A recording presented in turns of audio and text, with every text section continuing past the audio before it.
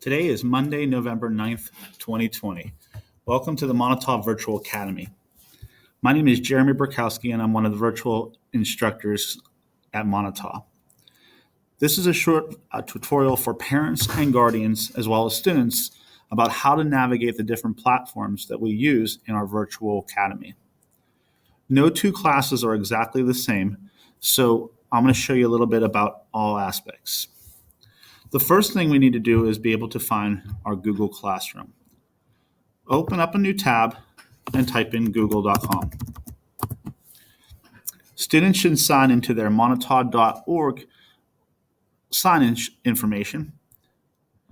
Click on the Application tab and click on Google Classroom. Students that are switching from brick to click will have more than one class here, but you need to navigate through and figure out which classes you're being added to for the virtual. I'm going to click on my U.S. History 2 virtual class. Just like social media, this is set up like a stream. And the stream will come down as a way for teachers and the students to communicate with one another. Different information about events or happenings in the class can be done here.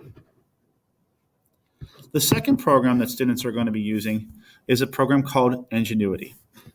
Now, students on the top right corner should have a C, and that is for Clever. If you click on Clever, a list will come up of all the different applications that you can add. You're going to click on Ingenuity.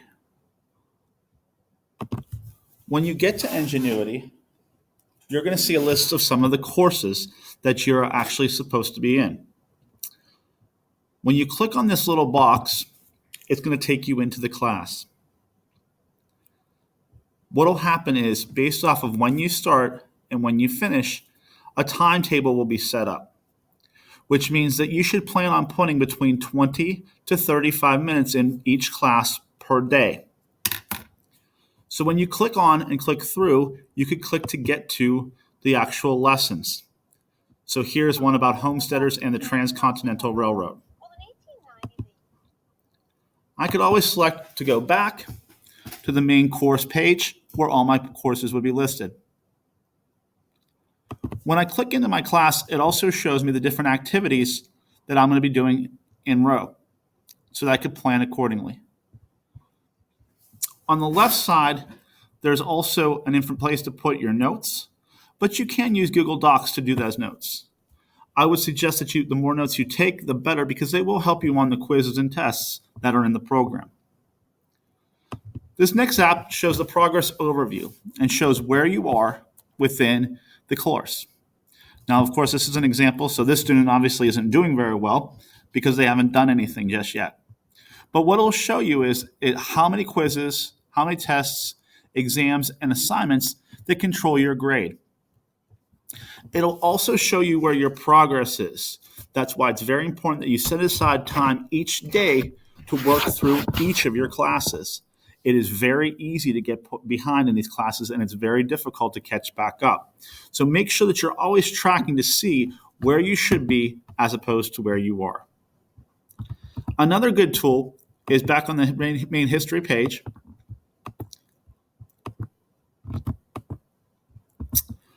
Which is a course report. When you download this course report, it'll show you what you've done, how much time you've had, and what your scores are.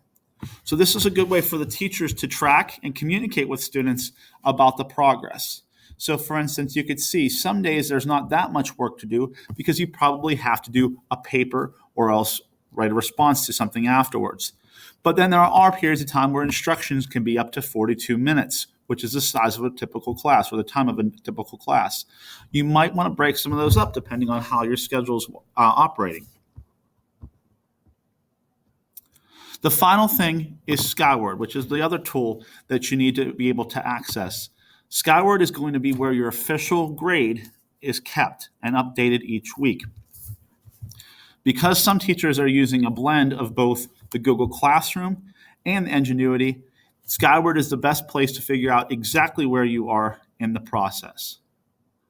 Below this video, I'm going to link back to our virtual academy page, which should have some more information if you have any questions about the process. The expectation is that students should start by Thursday of this week with their second 9 weeks information. Some of your teachers may have already contacted you with the Google Classroom, and it's up to you to decide to communicate back and forth to make sure that you start the progress. The quicker you start, the further ahead you could get. I wish you the best of luck this semester.